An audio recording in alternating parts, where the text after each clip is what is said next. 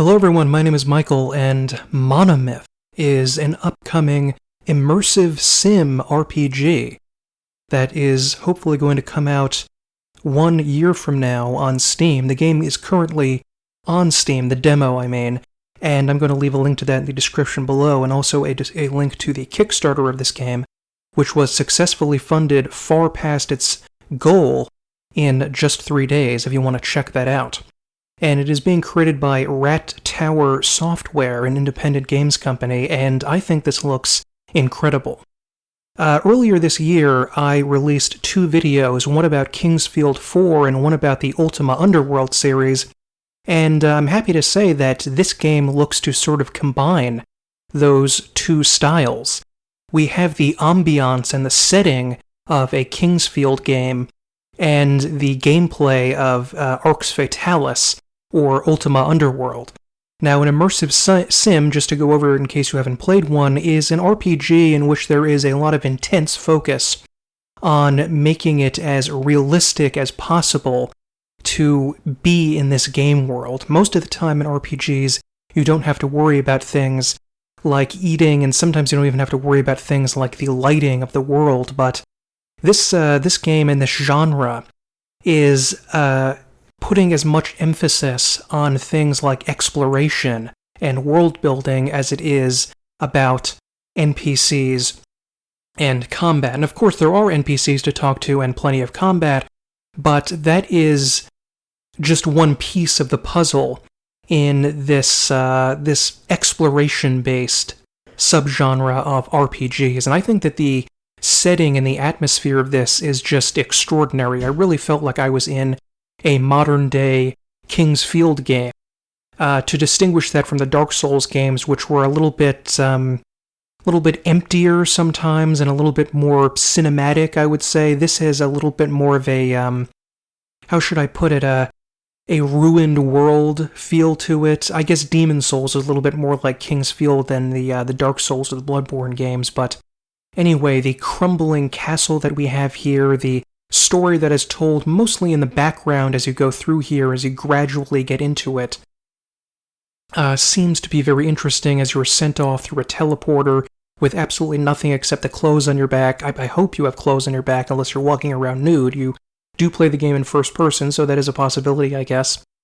And I enjoyed pretty much everything about this game. I had so much fun trying to figure out the world, because each of the sections of this world are really a puzzle for you to unlock, and you have all sorts of tools in your inventory to try to figure out. And when I say tools in your inventory, I mean in your game-playing inventory, not literally tools in your inventory, although there are lockpicks and so forth for you to use. I wasn't really able to use lockpicks more than once, and I invested a lot of skills into lockpicking, so maybe my dexterity wasn't high enough or something like that. But you can crawl all over this vertical space, and that was really one of the keys in Ultima Underworld that separated it from other games that the Dark Souls and the Kingsfield series used. Well, maybe the Dark Souls series more than the Kingsfield, that you have area that you can explore from floor to ceiling. And you really need to be aware of that, because I actually almost couldn't actually beat this demo because there was one item I was missing until the very end.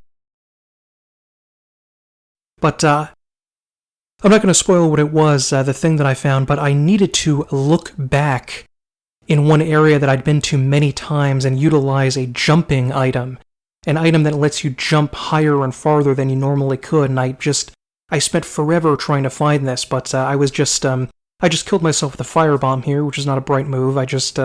There are firebombs in the game, and unlike the firebombs in Dark Souls, these are very deadly, and you can easily kill yourself with them, so you have to be careful.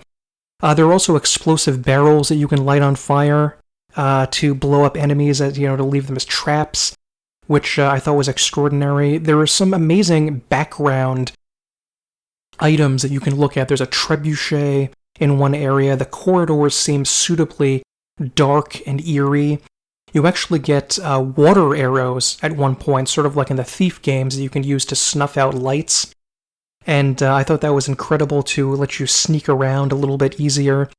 The only enemies I found in this game were rats, slimes, and these sort of goblin-like humanoid creatures that remind me of the things that you face in the first area of Arx Fatalis. And I don't think there's any armor aside from a helmet in this area. I did find a shield and a sword.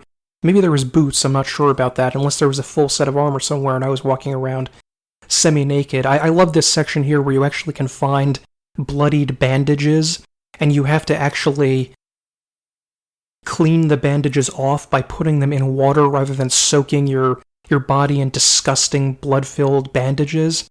And yes, by the way, for those of you who have watched Mandalore's video about Arx Fatalis, yes, you can indeed bake bread in this game. That's how deep the gameplay goes. You can actually find bread dough and take it out and put it in the oven, and bread will rise. And that just shows you a little bit of...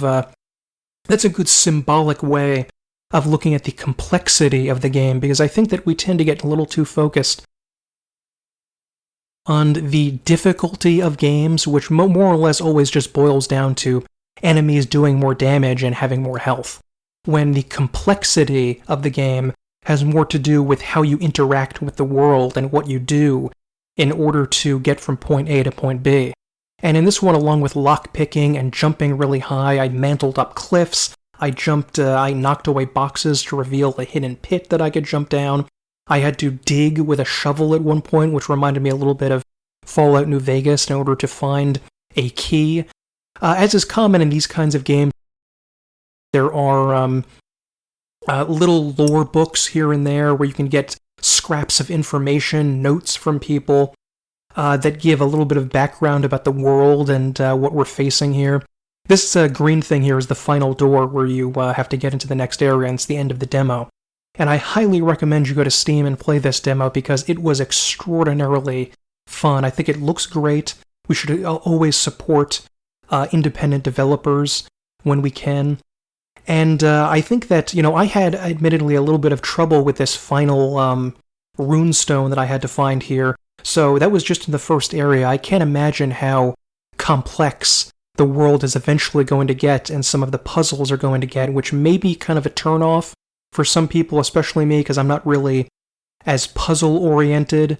That's a shortcut, by the way, that locked door that I was able to get in by going around the other way. So I wonder if I beefed up my lockpicking really, really far at the beginning and, just did that next to, go for lockpicking more than anything else. Maybe I can discover, maybe I can get through that lock really fast. But anyway, you can actually find a bow and arrow very early on, like right at the beginning of the game. But I didn't find it at all, because I tried to jump and climb up this area, but I couldn't get through, and I just sort of forgot about it. But I found arrows all around me, so I knew there was a bow and arrow, and eventually I was able to push one of these torch sconces near here, sort of haunted castle style, and open a doorway that was locked and find a longbow and some arrows in there. Although I hadn't really built my character for archery, so I couldn't really use it that well. And there is an NPC that I was able to find, a rat, an intelligent giant rat, R-O-U-S, I-R-O-U-S, intelligent rat of unusual size, and I was able to buy some food from. And, I don't know why I'm so obsessed with food in these video games, but I just think they should be included in every RPG. Whenever I'm playing one, the first thing I always ask is, what are these characters eating? Maybe that's crazy and other people just think it's irrelevant and don't care about it, but I really enjoy that aspect of it. And like with the bread, you can find raw fish, and you can actually grill it over the fire and make it a little bit more edible. There is spellcasting in the game, and thankfully it's less complicated than it was in the Arx Fatalis series, as far as I could tell, which I thought was vastly too complicated, to be honest, where you had to carve these runes and walls in order to get something. There's a dead rat over there and has some items I can get. And I was only able to find 2 spells in this area, Light and Create Food, so I don't know if anyone's played this. You have to let me know if there are more spells to find, because those are the only ones that I was able to discover. And you do need to have your hands free of any weapons or light sources to use both hands in order to cast light. I don't know if that's like that with all spells, but you can very quickly hold the R button, I think it was, or is it the E button, I forget, and switch your weapon, so you can put your sword away and just have two hands, empty hands there, in order to cast something. This was also the puzzle area where the rat had to tell you about a shovel that you could get, and you can open something on the ground there. I'm not sure what happens when you put the fire bombs in the oven, I'm thinking now. I actually thought about this and said, can you actually put the fire bombs in the oven and have them explode? Or the powder kegs in the oven? I'm not sure about that. I think you can actually even drop things down chimneys. And I didn't try to slide Santa-style down a chimney, but I'm wondering now if I should have tried that, because that sounds like a pretty good idea. My lockpicking, I think, in one instance was useful, where I was able to, twice, I was able to unlock a shortcut back to that gate with the green lights that I showed you at the beginning, and I think another area where I was able finally to unlock something, but most of the time I tried my lockpicks, and they just did not work. Combat is fairly simplistic as far as I've seen so far, which is kind of par for the course for these kind of games where you just thwap away with your sword or club. I have a club here right now, and combat really isn't the focus of the game. That's just one. It's a very balanced game in terms of what you're trying to do, with exploration, puzzle solving, combat, and story all occupying equal areas. That's the talkative rat. You can have a little you can have a chat with a rat in this game, and he'll sell you some moldy bread. And I didn't actually try to eat the moldy bread, but I assume that there was some sort of sickness that you would get if you ate the moldy bread, but I decided not to. I never actually tried the create food spell, but I wonder what kind of food you would get and whether it's a good trade-off, or maybe that's going to become a stock and trade spell later on in the game. I don't remember even what I sold to him. I was able to collect gold, but aside from this rat guy, there was nothing to purchase, so I never bothered with it. But with the Ultima Underworld games, gold was virtually irrelevant in the first one, so I barely even tried to use it. And I'm wandering around with the shovel right here, trying to find a place to dig, but it's much farther up away from this zone. For an independent company, they did an amazing job with the look and feel of this game. I think it's just kind of It really surprised me how good the dark setting outside with the sort of rain clouds overhead, this gloomy, tenebrous atmosphere, and the lighting effects in the game, I thought worked great too, because there's really true, frightening, like horror levels of darkness in some of these areas where you really feel like you need to have a torch out, and if you don't have that, you're going to be in major trouble. I wonder if you can really dig anywhere, because I remember trying to look around here to find this key, but it's far off in another zone. So yeah, I mean, that's Monomyth. I'm really excited about this. I think it's supposed to be out in about a year on Steam in June or July of 2021. I'm going to leave that in the description below. And tell me what you think of this game and what you think of Immersive Sims, and if you've played it, what you think of this immersive sim, and if you're excited for it, if you backed it on the Kickstarter. And I'm really looking forward to that. And my name is Michael. Let me know about Immersive Sims and what you think of them. Have a good day.